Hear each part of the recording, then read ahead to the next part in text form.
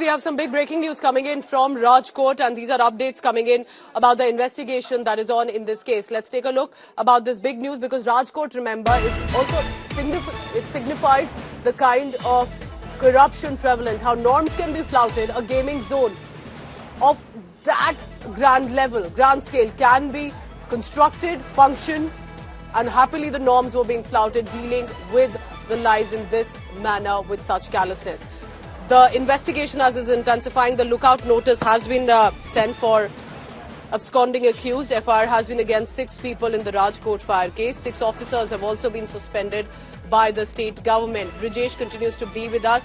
Brijesh, who have been suspended in the state government, and if the owner and the manager have been taken into custody, who is then the lookout notice that has been issued against?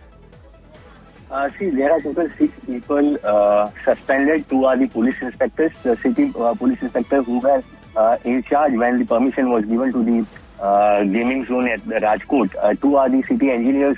One is town planner from the Rajkot Municipal Commission, Rajkot Municipal Corporation, and one is the assistant engineer from the Rajkot Municipal Corporation. So 2 officials from the Rajkot Municipal Corporation, 2 officials from the Road and Building Department, and 2 officials from the Police Home Department. So they are the right now government has suspended these 6 officials who are found negligible from their duty. They didn't do their duty because of that.